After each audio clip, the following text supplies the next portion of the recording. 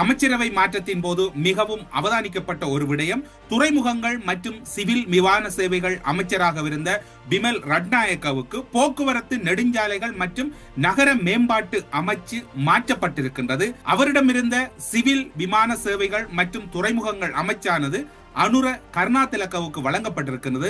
இந்த அனுர கருணாதிலக என்பவர் அனுரகுமார திசாநாயக்கவின் மிகவும் நெருக்கத்துக்குரிய ஒரு அரசியல் பிரமுகராக பார்க்கப்படுகிறார். இந்த அமைச்சரவை மாற்றத்தின் போது பல விடயங்கள் முன்னுக்கு பின் முரணாகவும் ஆதரவாகவும் சார்பு நிலையோடும் பேசப்பட்டுக் கொண்டிருந்தன. அதே நேரத்தில் இந்த அமைச்சரவை மாற்றத்தின் பின்னர் நாடாளுமன்றத்தில் உரையாற்றிய மட்டக்களப்பு மாவட்ட இலங்கை தமிழரசு கட்சியின் நாடாளுமன்ற உறுப்பினர் சாணக்கியன் அவர்கள் ஒரு விடயத்தை குறிப்பிட்டிருந்தார். அமைச்சர் பிமல் ரட்நாயக்கவிடம் இருந்து அமைச்சு பதவி ஒன்று பறிக்கப்பட்டதாக நாடாளுமன்ற உறுப்பினர் குறிப்பிட்டார். பறிக்கப்பட்டதாக குறிப்பிட்டதோடு அந்த அமர்வில் அவர் மேலும் குறிப்பிடுகையில், சுங்க பரிசோதனையின்றி விடுவிக்கப்பட்ட கொள்கலன்கள் தொடர்பில் விசாரணைகள் ஆரம்பிக்கப்பட்டுள்ளதனால் லஞ்ச ஊழல் ஆணைக்குழுவில் சிவில் விமான சேவைகள் அமைச்சர் பிமல் ரட்நாயக்கவிடமிருந்து அமைச்சு பதவிகள் பறிக்கப்பட்டன. இந்த அரசாங்கத்தின் மீது மக்களுக்கு இன்றே நம்பிக்கை ஏற்பட்டுள்ளது.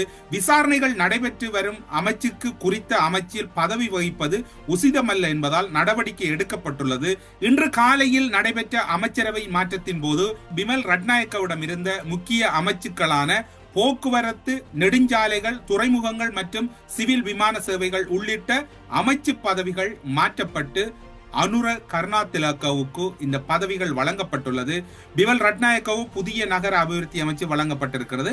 அமைச்சரவை பறிக்கப்பட்டிருப்பதாக கூறுகின்றார். கடந்த அரசியல் காலங்களிலே பிமல் ரட்நாயக்கவுக்கும் சாணக்கியனுக்கும் இடையில் கடுமையான அரசியலில் எதிர்நிலைப்பாடுகளும் கருத்து மோதல்களும் நாடாளுமன்றத்துக்குள்ளும் வெளியிலும் இடம்பெற்றிருந்தன.